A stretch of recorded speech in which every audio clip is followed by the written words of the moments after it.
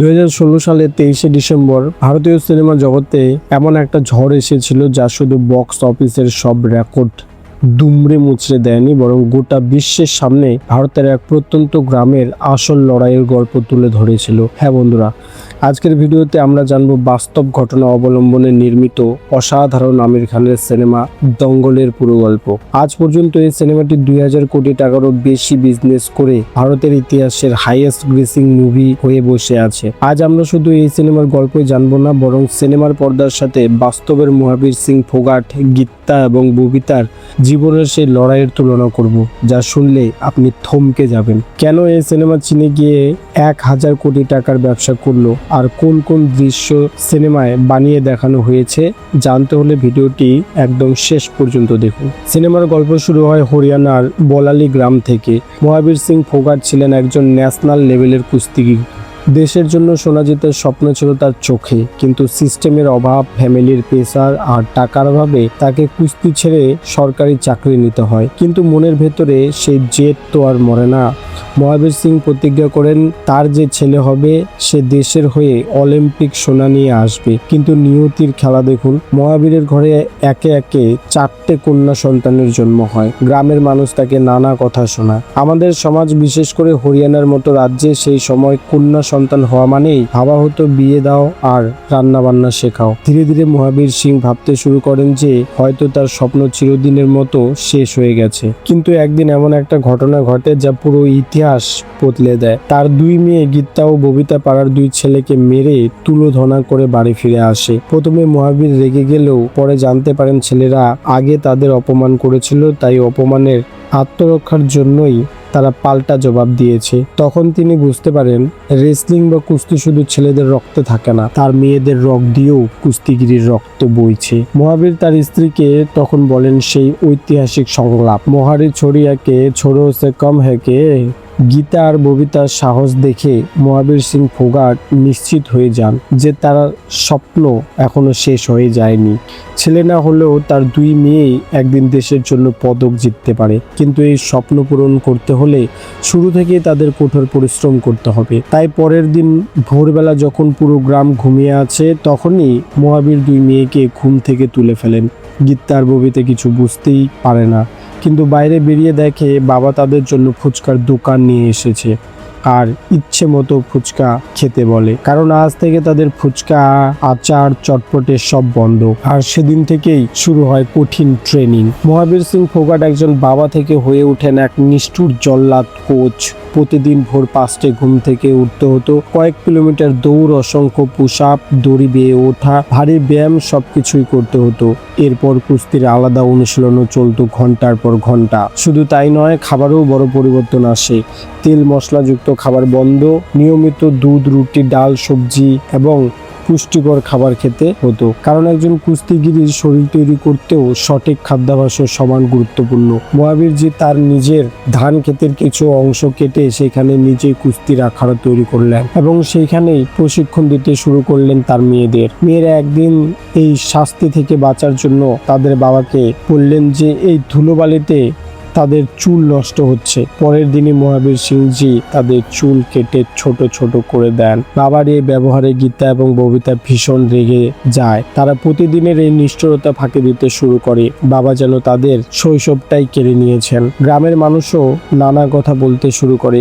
কেউ বলে মেয়েরা আবার কুস্তি খেলবে, আবার কেউ বলে এতে পরিবারের সম্মান নষ্ট হবে, ছেলেদের সাথে কুস্তি লড়বে, কে বিয়ে করবে তাদের। কিন্তু মহাবীর এসব কথায় একটুকু কান দেয় না। তিনি জানতেন যারা আজ হাসছে একদিন তারাই হাততালি দেবে। একদিন গীতা এবং ববিতা তাদের এক 14 বছর বয়সী বান্ধবীর বিয়েতে যায়। সেখানে তারা হাসে, খেলে, নাচে, খুব আনন্দ করে। বহুদিন পর তারা যেন স্বাধীনভাবে বাঁচে। কিন্তু সেখানেও মহাবীর জি চলে আসে এবং তাদের এত লোকজনের সামনে শাসিয়ে যায়। তখন বিয়ে হওয়া বান্ধবীটা তাদের কাঁদতে কাঁদতে বলে, তোমাদের বাবা তোমাদের জন্য যা করছে সেটা একদিন বুঝতে পারবে। তিনি চান তোমরা নিজের পায়ে দাঁড়িয়ে বাঁচো। একথাগুলো গীতা আর ববিতার মনে গভীর প্রভাব ফেলে। বাড়ি ফিরে তারা প্রথমবার বাবার স্বপ্নটাকে নিজের স্বপ্ন হিসেবে গ্রহণ করার সিদ্ধান্ত নেয়।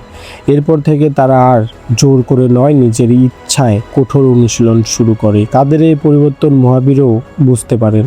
এবার তিনি আরো উন্নত কৌশল শেখাতে শুরু করেন, কিভাবে প্রতিপক্ষের ভারসাম্য নষ্ট করতে হয়, কিভাবে দ্রুত আক্রমণ করতে হয় এবং কিভাবে শেষ মুহূর্তে ম্যাচ ঘুরিয়ে দিতে হয়। এরপর মহাবীরজি মনে হতে লাগলো তার মেয়ে গীতা কুস্তির জন্য রেডি। তাই তিনি সিদ্ধান্ত নেন গীতাকে গ্রামের একটি স্থানীয় কুস্তি প্রতিযোগিতায় অংশগ্রহণ করাবেন। কিন্তু সমস্যা হলো সেখানে কোনো মেয়েদের বিভাগ নেই, সব প্রতিযোগী ছেলে। আয়োজকরা তো প্রথমে হেসেই উড়িয়ে দিল, মেয়েরা লড়বে ছেলেদের সাথে, কিন্তু মহাবীর বাজি ধরলেন।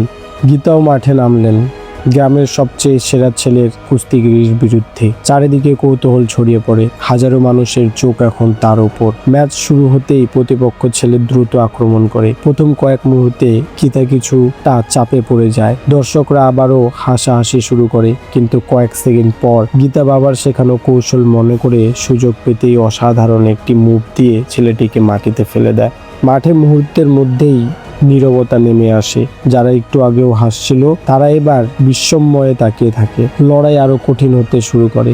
যদিও প্রথম ম্যাচে গীতা হেরে যায়, কিন্তু তার টেকনিক আর সাহস দেখে পুরো স্টেডিয়াম হাততালিতে ফেটে পড়ে। এরপর থেকেই শুরু হয় গীতার জয়ের পথ। একের পর এক দঙ্গলে ছেলেদের পিঠ মাটিতে লাগিয়ে গীতা হরিয়ানার নাম উজ্জ্বল করতে লাগলো। তার স্কুলেও তাকে সম্মান দেওয়া হলো। এরপর এলো ন্যাশনাল চ্যাম্পিয়নশিপ। এখানে মহাবীর সিংজি নিজের চাকরি ছেড়ে গীতাকে ভালো লেভেলের প্রশিক্ষণ দেওয়ার চেষ্টা করেন। এবারের খেলা মাটিতে নয়, এক উন্নত মানের নেটে। সেখানে গিয়েও গীতা খুব সহজে মেয়েদের হারিয়ে দেয়। সময়ের সাথে সাথে গীতাও বড় হয়ে ওঠে, আর একদিন সে ন্যাশনাল চ্যাম্পিয়নশিপ জিতে গীতা প্রমাণ করে দিল যে সে ভারতের সেরা। কিছুদিন পর মহাবীর একটি সুখবর পান, গীতাকে ভারতীয় জাতীয় ক্রীড়া একাডেমিতে প্রশিক্ষণের জন্য নির্বাচন করা হয়েছে। এটি যেমন ছিল একদিকে গর্বের খবর, তো অন্যদিকে ছিল এক নতুন চ্যালেঞ্জের শুরু। কারণ একাডেমিতে গিয়ে গীতাকে বাবার কাছ থেকে দূরে থাকতে হবে। নতুন কোচ, নতুন নিয়ম, নতুন পরিবেশ, সবকিছুই তার জীবন বদলে দিতে চলেছে। একাডেমিতে পৌঁছে গীতা একেবারে নতুন এক জগতের সাথে পরিচয় হয়। এখানে আধুনিক জিম, উন্নত প্রশিক্ষণ ব্যবস্থা এবং জাতীয় পর্যায়ের কোচ রয়েছে। নতুন কোচ মনে করেন মহাবীরের নতুন কৌশল এখন তার আন্তর্জাতিক পর্যায়ে কাজে আসবে না। তিনি গীতাকে সম্পূর্ণ নতুন স্টাইলে খেলতে শেখাতে শুরু করেন। প্রথম দিকে গীতারও মনে হয় হয়তো কোচ ঠিকই বলছেন। সে বাবার শেখানো অনেক কৌশল ভুলে যেতে শুরু করে, এমনকি নিজের চুলও বড় করে ফেলে, আর জীবনযাপনেও বড় পরিবর্তন আনে। যখন সে গ্রামে ফিরে এলো, তার মধ্যে একটা অহংকার চলে এসেছিল যে সে এখন ইন্টারন্যাশনাল কোচদের কাছে শেখে। একদিন তাদের সেই গ্রামের আখাড়ায় ছোট মেয়ে ববিতা প্র্যাকটিস করছিল, তখন গীতা বলে ওঠে এটি ভুল। এই কথার জবাবে তার বাবা দাঁড়ায়। বাবা গীতাকে মুহূর্তে মাটিতে ফেলে দেয়, সঙ্গে কিছু বকাও দেয়। ফলস্বরূপ বাবা আর মেয়ের মধ্যে মাটির উপর এক লাইভ কুস্তি ম্যাচ শুরু হয়। এই দৃশ্যটি ছিল সিনেমার অন্যতম আবেগঘন মুহূর্ত।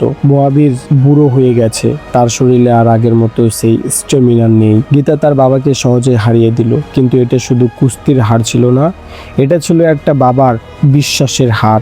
এখান থেকে যেন বাবা আর মেয়ের সম্পর্ক আরো গভীর দূরত্ব বাড়ে। ছোট বোন ববিতা গীতাকে সতর্ক করে বলেছিল, তুই বাবাকে হারাসনি, তুই বাবার বয়সটাকে হারিয়েছিস। এরপর বাড়ি থেকে একাডেমিতে পৌঁছে গীতায় ইন্টারন্যাশনালি কুস্তিতে একের পর এক ম্যাচে গীতা খুব বাজেভাবে হারতে থাকে। সে বুঝতে পারে তার কোচের ডিফেন্সিভও টেকনিক তাকে জেতাতে পারছে না। এদিকে তার ছোট্ট বোন ববিতাও একের পর এক মেয়েকে হারিয়ে ন্যাশনাল চ্যাম্পিয়ন হয়ে যায়। ববিতাও তখন তার দিদির কাছে চলে আসে। গীতা তার বোনকে সবকিছু দেখায়। এরপর চলে আসে সেই দিন, যে দিনের অপেক্ষায় ছিল মহাবীর সিং জি ও গীতা। সে জাতীয় দলের খেলায় প্রথম রাউন্ডে গীতা হেরে যায়। তার বোনের সাথে বসে তার ভুলগুলো খুঁজতে থাকে। অবশেষে কাঁদতে কাঁদতে তার বাবাকে ফোন করেই ফেলে। পরের দিনই মহাবীরজি সেই একাডেমিতে চলে আসে। সে মেয়েদের সঙ্গে দেখা করে এবং প্রতিটি ম্যাচের ভিডিও চায়। সব ম্যাচের ভিডিও দেখে মহাবীরজি বুঝে যান এবং তার মেয়েদেরকে বলে কাল ভোর 5টায় রেডি হতে। গীতাও এবার তার মনে সাহস পায়।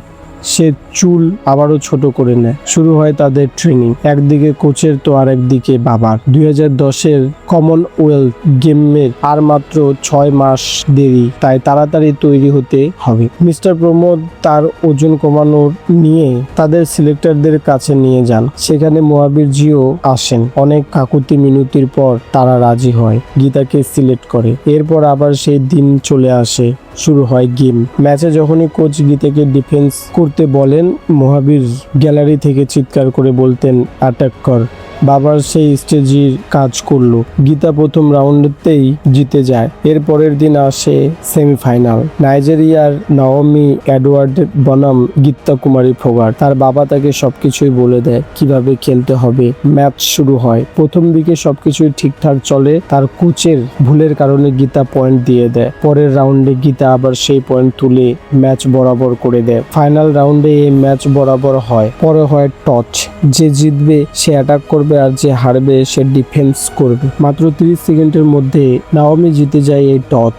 বলা হয় যে এই টচে যে জিতবে সেই নাকি 100% এর মধ্যে 90% ম্যাচ জিতে যায়। কিন্তু ভাগ্য দেখুন, গীতা খুব সুন্দরভাবে ডিফেন্স করে নাওমিকে অ্যাটাক করে হারিয়ে দেয় আর জায়গা করে নেয় ফাইনাল খেলার। আবার একদিন পর শুরু হয় ফাইনাল খেলা। অস্ট্রেলিয়ার অ্যাঞ্জেলিনা বনাম ভারতের গীতা কুমারী ফোগাট। এই ম্যাচের বিষয়ে মহাবীর জি তার মেয়েকে কিছুই বলে না, শুধু এটা বলে যে আজকে ম্যাচ জিতলে ভারতের সকল মেয়েরা জিতবে। শুরু হয় ম্যাচ। কোচ প্রমোদ মহাবীরজিকে মিথ্যে কথা বলে একটি ঘরে আটকে রাখেন। এদিকে গীতা তার বাবাকে খোঁজে। মহাবীরজিও খুব চেষ্টা করেন কিন্তু বের হতে পারেন না। এদিকে গীতা খুব সহজেই প্রথম রাউন্ডে 4 পয়েন্ট করে জিতে যায়। তৃতীয় রাউন্ডে অ্যাঞ্জেলিনাও 6 পয়েন্ট করে আর গীতা 4 পয়েন্ট করে খেলা বরাবর হয়ে যায়। এবার ফাইনাল রাউন্ড। ফাইনাল রাউন্ডের প্রথমেই গীতা অ্যাঞ্জেলিনাকে 3 পয়েন্ট দিয়ে দেয়। পরে আরো 2 পয়েন্ট দেয়।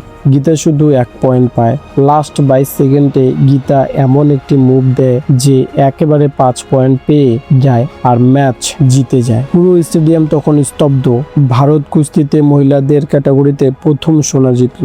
গীতা কুমারী ফোগাট মহাবীর যখন বন্দিদশা থেকে মুক্ত হয়ে জাতীয় সঙ্গীত শুনতে পান তখন তার চোখ দিয়ে জল গড়িয়ে পড়ে। তিনি স্টেডিয়ামে এসে গীতার মাথায় হাত দিয়ে বলেন, সাবাস পেহেলওয়ান। এই একটি সংলাপের জন্যই দর্শক থিয়েটারের চোখের জল ধরে রাখতে পারেনি। তো বন্ধুরা, সিনেমা হিসেবে দঙ্গল একটা মাস্টারপিস। দঙ্গল শুধু একটি স্পোর্ট মুভি নয়, এটি স্বপ্ন, আত্মবিশ্বাস, পরিশ্রম এবং সমাজের পুরনো ধারণার বিরুদ্ধে লড়াইয়ের গল্প। এই সিনেমা আমাদের শেখায় স্বপ্ন পূরণের জন্য লিঙ্গ নয়, দরকার কঠোর পরিশ্রম। পরিবার যদি পাশে থাকে অসম্ভব লক্ষ্য অর্জন করা সম্ভব। তবে সিনেমায় কোচ প্রমোদ কুমারের সম্পর্কটা সিনেমায় রাগী আর ভিলেনের অংশ দেখালেও বাস্তবে এসব কিছুই ছিল না। আর হ্যাঁ বন্ধুরা, ভিডিওটি ভালো লাগলে চ্যানেলকে সাবস্ক্রাইব করে পাশে থাকবেন। দেখা হচ্ছে পরের ভিডিওতে। ততক্ষণে ভালো থাকবেন সবাই। ধন্যবাদ।